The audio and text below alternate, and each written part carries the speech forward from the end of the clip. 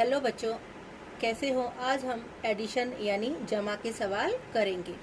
जमा कैसे की जाती है बेटा। हमें जैसे ये रकम दी हुई है या संख्या दी हुई है 21,342 और दूसरी संख्या दी हुई है हमारी 10,237। जब हम जमा करते हैं तो इकाई में इकाई जोड़ा जाता है, दहाई में दहाई, सैकड़े में सैकड़ा, हजार में हजार और 10,000 के से जो हमारा अंक है यानी 10,000 में 10,000 जोड़ा जाएगा। तो अब हमारा हुआ 2 और 7 9, 4 और 3 7, 3 और 2 5, 1 में 0 जोड़ा 1, 2 में 1 जोड़ा 3। अब हमारी संख्या दी हुई है 23,935, ये जमा का निशान, 53,441 जमा का निशान, 21,253। तो सबसे पहले हम इन्हें कॉलम्स में लिखेंगे। इस बात का ध्यान रखना है बच्चों कि इकाई के नीचे इकाई आना चाहिए और दहाई के नीचे दहाई। जैसे इसकी इकाई का अंक है 5 और इसकी इकाई का अंक है 1 और इसकी इकाई का अंक है हमारा 3। तो 5 और 1 6, 6 और 3 9, 5 और 4 9, 9 और 3 12। अब हम 12 का 12 नहीं लिखेंगे, 12 का कितना लिखेंगे यहाँ पर 2। और जो हमारा ये 1 बचा, ये 1 हासिल हम सैकड़े के साथ जोड़ेंगे। अब सैकड़े के साथ पहले इस हासिल को जोड़ो, नहीं तो भूल जाते हैं हम। 1 और 9 10, 10 और 4 14, 14 और 2 16, 16 का फिर 6 लिखा जाएगा। 1 हासिल वो हमारा हजार के साथ, तो पहले हासिल को जोड़ो। 1 और 3 4, 4 और 3 7, 7 और 1 8। अब 8 में कोई हासिल नहीं है तो 10,000 में कोई हासिल हमने नहीं लगाया। अब 2 और 5 7, 7 और 2 हमारा हुआ 9। अब हमें ऐसे भी संख्या दी जा सकती है 42,738 जमा 3,141 जमा 52,180।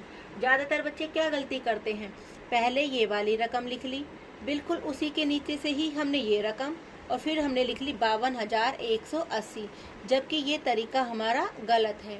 क्यों गलत है? क्यों, अब देखो, अब हमारा इसमें इकाई का अंक था 8, इसमें इकाई का अंक है 1 और इसमें इकाई का अंक है 0। अब हमारा यहाँ पर तो 8 आ गया, यहाँ पर 0 आ गया, लेकिन जो हमारा इसका इकाई का अंक था वो हमारा कहाँ चला गया, दहाई के नीचे। इसका मतलब ये तरीका हमारा गलत है और ये खाना हमारा खाली भी रह गया। तो हम स्टार्टिंग में खाली नहीं रख सकते। तो अब हम इस रकम को कैसे लिखेंगे, 42,738, ये 3,141 का जो 1 है वो इकाई के नीचे आना चाहिए, यानी इकाई के नीचे 1, दहाई के नीचे 4, फिर सैकड़े के नीचे 1 और हजार के नीचे 3। ये है हमारी 52,180। इसका इकाई का अंक है 0, दहाई का अंक है 8, सैकड़े का है 1, हजार का 2 और 10,000 का 5। अब इनको जमा करेंगे। 8 और 1 9, 9 में 0 जोड़ा 9, 4 और 3 7, 7 और 8 15, 15 का 5 हासिल 1, वो 1 जाएगा सैकड़े पे। तो पहले हासिल को गिनेंगे, 1 और 7 8, 8 और 1 9, 9 और 1 10, 10 की 0, फिर 1 हासिल आया, 1 और 2 3, 3 और 3 6, 6 और 2 8। अब 8 में कोई हासिल नहीं है, 4 और 5 9। एक बात का ध्यान रखें, यहाँ पर हमारा कॉलम खाली रह सकता है लेकिन यहाँ पर हमारा खाली नहीं रहेगा। अगर हम ठीक तरीके से लिखेंगे तो इकाई के नीचे इकाई का अंक ही आना चाहिए। इस बात का हमेशा ध्यान रखना है जमा में। अब हम पढ़ते हैं जमा के नियम यानी प्रॉपर्टीज ऑफ एडिशन। अब हमें कोई सवाल दिया जाता है या कोई अंक दिया जाता है जमा करने के लिए, 2 जमा 5 जमा 8। अब हमसे कहता है इन्हें जमा करो। अब हम इन्हें 2 और 5 7, 7 और 8 15। हम इसे ऐसे भी लिख सकते हैं, पहले 8 जमा 5 और जमा 2, तो भी हमारा 15 ही आया। अब मान लो हम पहले 5 लिख लेते हैं, फिर 8 लिखते हैं और फिर 2 लिखते हैं, तो भी हमारा 15 ही आया। इससे हमने क्या सीखा कि जमा में यदि हम संख्या को या अंक को आगे पीछे कर दें तो हमारे उत्तर पर कोई फर्क नहीं पड़ता। दूसरा नियम है, यदि किसी भी संख्या में हम 0 को जोड़ें तो स्वयं वह संख्या ही आती है। 7 में हमने 0 जोड़ा तो हमारा आया 7। 0 में यदि हमने 52,341 जोड़ा तो हमारा उत्तर 52,341 ही आया। यानी 0 जमा करने से संख्या के उत्तर पर कोई फर्क नहीं पड़ता। अब बच्चों पेपर में इस तरह के सवाल आते हैं। इधर हमें संख्या दी हुई है 75,361 और जमा का निशान 2,135, बराबर का निशान 2,135 जमा का निशान। अब बराबर का निशान का मतलब है जो चीज़ हमारी इधर लेफ्ट हैंड साइड में है और जो चीज़ हमारी राइट हैंड साइड में है वो बराबर होगी। और अभी अभी हमने पढ़ा भी कि जमा में संख्या को आगे पीछे करने से कोई फर्क नहीं पड़ता। अब 2135 यहाँ बाद में था और यहाँ 2135 पहले है, तो इसका मतलब यहाँ पर हमारी खाली जगह में कौन सी संख्या आएगी? जो संख्या हमारी यहाँ बची हुई है, यानी 75,361। तो यहाँ पर हमारा 75,361 आएगा। एक और उदाहरण, 76 जमा या खाली जगह जमा 92 बराबर खाली जगह जमा 92 जमा 15। पहले दोनों तरफ हम तुलना करते हैं। 92 यहाँ भी है, यहाँ भी है। यहाँ एक नई संख्या आई है हमारी 15 सीधे हाथ की तरफ, जो हमारी लेफ्ट हैंड साइड में नहीं है, यानी यहाँ पर हमारा क्या आएगा? 15, यानी 76 जमा 15 जमा 92। और इधर हमारी क्या संख्या मिसिंग है? 76, तो यहाँ पर आएगा हमारा 76। एक और उदाहरण, 0 जमा 9,21,216। अभी हमने देखा कि यदि हम 0 में कोई भी संख्या जमा करें तो हमारा कोई फर्क नहीं पड़ता, तो हमारा उत्तर कितना आएगा? 9,21,216। 723 जमा खाली जगह हमारी यहाँ पर है बराबर 723, यानी 723 में मैं क्या जोड़ूं कि मेरा 723 ही आ जाए? तो सिर्फ 0 ही एक ऐसी संख्या है जो अगर हम जोड़ेंगे तो हमारा कोई फर्क नहीं पड़ेगा। तो इसका मतलब हमारा यहाँ पर क्या आना चाहिए? 723 जमा 0, तो हमारा कितना आ जाएगा? वापिस 723। अब हम मौखिक जमा कैसे करते हैं? 200 जमा 400 जमा 300। तो सबसे पहले हम यहाँ देखेंगे कि यहाँ 2 0 है, यहाँ भी 2 0 है और यहाँ भी 2 0 है। तो हम क्या करेंगे? अंक को जोड़ लेंगे। 2 और 4 6, 6 और 3 9, 9 लिखा। अब जितनी हमारी 0 है उतनी हमने 0 लगा दी, यानी यहाँ 2 0 है तो हमने यहाँ भी 2 0 लगाई। एक और उदाहरण, 1000 जमा 3000 जमा 4000। तो 1 जमा 3, 3 और 1 4, और 4 में 4 जोड़ा तो कितना आया हमारा? 8। 0 सारी बराबर है, 3 0 है, तो यहाँ भी हमारी कितनी 0 आएंगी? 3 0, 8000। तो इसे कॉलम में लिखने की ज़रूरत नहीं है, ऐसे सवाल हम मौखिक ही कर सकते हैं। अब बच्चों, इस तरह के सवाल भी पेपर में पूछे जाते हैं। किसी नगर में 54,453 आदमी, 26,725 औरत और 11,052 बच्चे हैं। नगर की कुल जनसंख्या बताओ। जब हमसे कुल पूछा जाता है तो उस सवाल में हमें जमा करनी होती है। आदमी हमारे कितने हैं? 54,453, औरत है हमारी 26,725 और बच्चे हैं हमारे 11,052। तो हमारी कुल जनसंख्या क्या हुई? तो इसमें हम क्या करेंगे? जमा करनी है इन सबको। इकाई में इकाई जोड़ा, 3 और 5 8, 8 और 2 10, 10 की 0 हासिल 1, 1 और 5 6, 6 और 2 8, 8 और 5 13, 13 का 3 हासिल 1, 1 और 4 5, 5 और 7 12, 12 का 2 हासिल 1, 1 और 4 5, 5 और 6 11, 11 और 1 12, 12 का 2 हासिल 1, 1 और 5 6, 6 और 2 8, 8 और 1 9, 9 का हमने 9 लिख दिया। इसके बाद कोई संख्या है भी नहीं तो हासिल वगैरह भी हम अगले पे नहीं चढ़ाते हैं।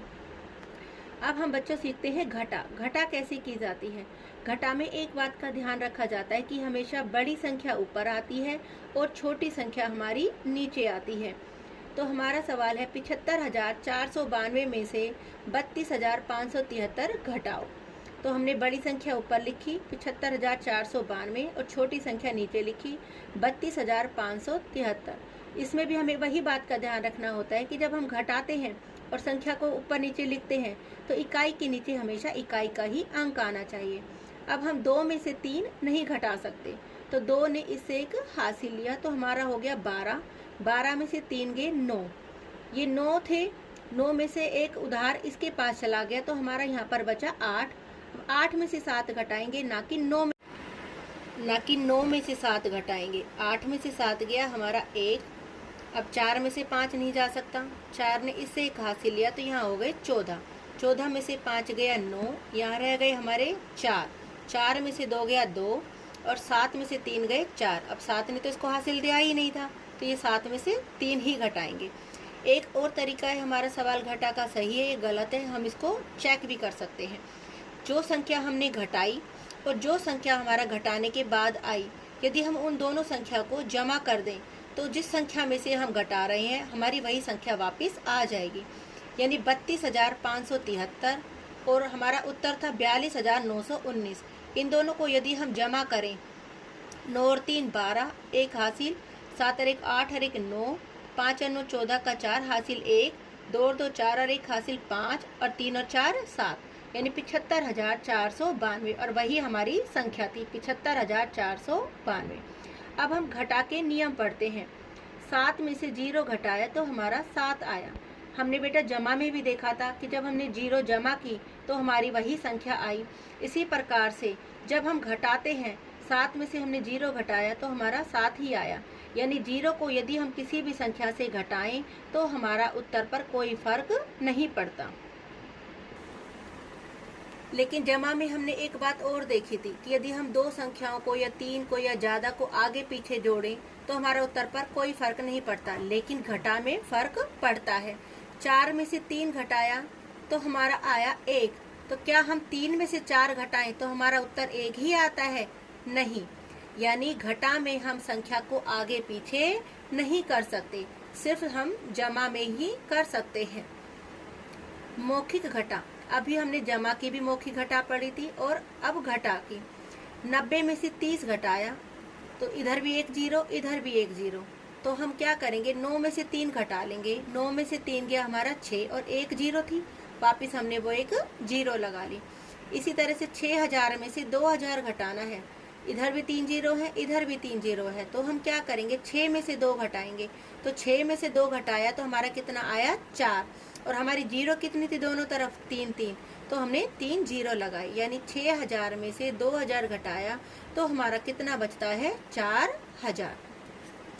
अब एक उदाहरण, बबीता की आय 62,750 रुपये है। वह उसमें से 42,435 रुपये खर्च कर देती है। उसने कितना बचाया? बच्चों, जब हमसे ये पूछा जाए हमने इतना बचाया, कितना खर्च कर दिया, इतना खर्च किया, कितना बचाया, या उसने इसको इतने रुपए दे दिए, उसके पास कितने बचे, जहाँ भी बचे ऐसे या कितना शेष रहा, ऐसे सवाल होते हैं, उन सवालों में हम घटा करते हैं। तो हमारी आय कितनी थी, 62,750 रुपये। हमने उसमें से खर्च कितना कर दिया, 42,435 रुपये। हमारे पास कितना बचा या बबीता ने कितना बचाया, तो हम क्या करेंगे, इस सवाल में घटा करेंगे। तो हमने घटा किया, 0 में से 5 नहीं जा रहा तो 0 ने इसे खांसी लिया, तो यहाँ हो गए 10। 10 में से 5 गया 5, यहाँ रह गए 4, 4 में से 3 गया 1, अब 7, 7 में से 4 गया 3, 2 में से 2 घटाया हमारा कितना आया, 0, और 6 में से 4 गए, हमारे कितने बचे, 2। धन्यवाद।